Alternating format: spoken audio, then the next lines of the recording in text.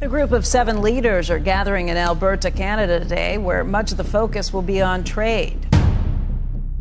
Sorry about that. Behind the smiles and handshakes, a storm was brewing. At the 2025 G7 summit, leaders gathered under the banner of unity, but behind closed doors, tensions were anything but calm. The United States, once the driving force of global trade, is now being challenged, not just by rivals, but by allies. Tariff talks turned into warnings, diplomacy gave way to demands, and one question hung heavy in the air: is America isolating itself or redefining global power? As European partners push back and Asian economies align against Washington's new tariff stance, the stage is set for a global shakeup, one that could rattle markets, break alliances, and redraw the map of international trade forever. In June 2025, the leaders of the world's most advanced economies arrived in Savella, Italy for the annual G7 summit, a gathering often seen as a symbol of global cooperation.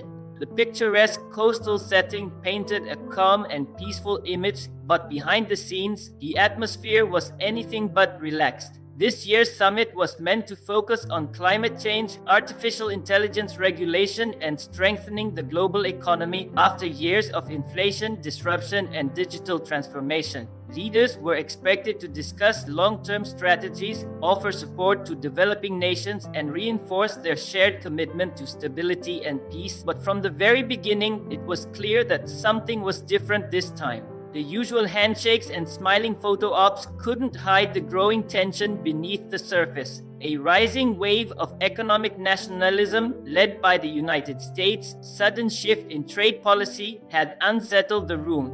The US arrived with a firm message: new tariffs were coming, and protecting American industries was now a top priority.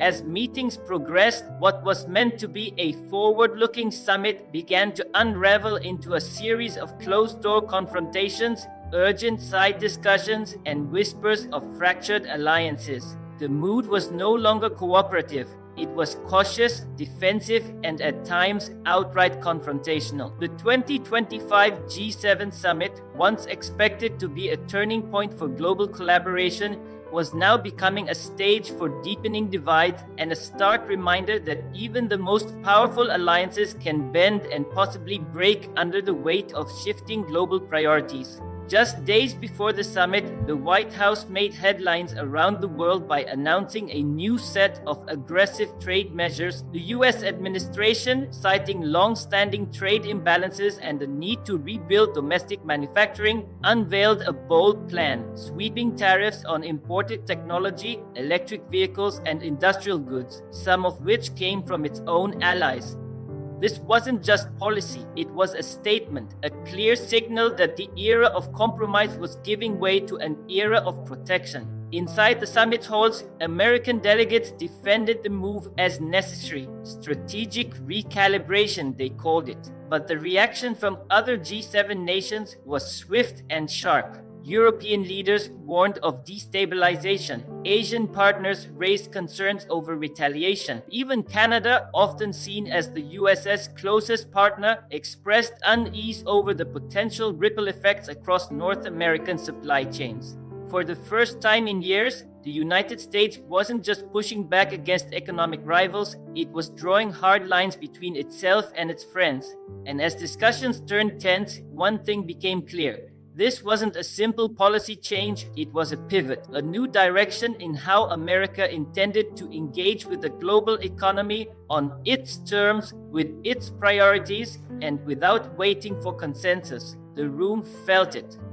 The world felt it, and in that moment, the G7 felt less like a partnership and more like a negotiation table on the edge of fracture. The backlash wasn't delayed, it was immediate and it was loud. Behind the polished speeches and staged handshakes, America's closest allies were simmering with frustration. In private meetings and press briefings, words like unlimited and provocate echoed from European and Asian delegates alike. France, never one to hold back, called the US tariffs a betrayal of multilateral values. Germany warned that protectionist moves like this could trigger a chain reaction no one could control. America wasn't just changing its stance, it was rewriting the rules. It wasn't seeking consensus, it was declaring direction. In tense closed-door sessions, EU negotiators reportedly pressed their American counterparts for explanations and were met with firm, unapologetic replies. The US position was clear. Domestic strength comes first, even if it means discomfort abroad. The summit, once a symbol of shared values and global unity, began to feel like a series of strategic standoffs, with each leader calculating their next move not as a partner but as a rival. And as whispers of retaliatory tariffs and trade recalibrations began to spread, one thing became undeniable. The alliances at the heart of the G7 were being tested in a way not seen in decades. The pushback had begun, and so had a new chapter of uncertainty. The global economy had entered a new phase of uncertainty. On Wall Street, investors watched with unease as the US stood firm on its tariff threats. The Dow opened flat on the summit's second day, but by mid-afternoon, volatility spiked. Tech and auto sectors, many of which rely heavily on foreign parts and global sales, saw sharp declines.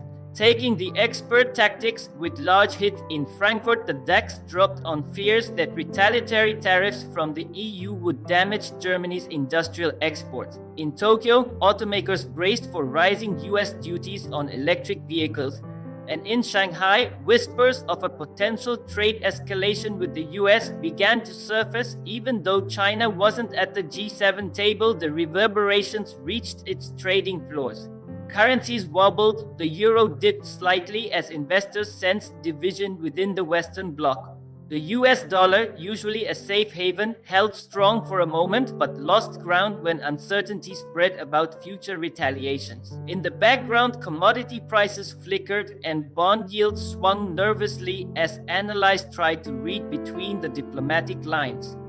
As the summit closes, the world is left with more questions than answers. Will the US double down on its new trade stance, or will global pressure force a recalibration? Can the G7 survive growing economic fractures, or is a new global alignment quietly taking shape? Allies are regrouping, markets are watching, and the next move from Washington, Brussels, or Beijing could define the future of international trade. One thing is clear: the era of quiet diplomacy is over. What comes next may reshape the global order. The 2025 G7 summit was meant to be a symbol of global unity. Instead, it exposed deep economic fault lines. As leaders board their jets and the cameras shut off, the real story begins. Trust is thinning, and the world is entering a new phase of power. If this story opened your eyes, don't forget to like, share, and subscribe.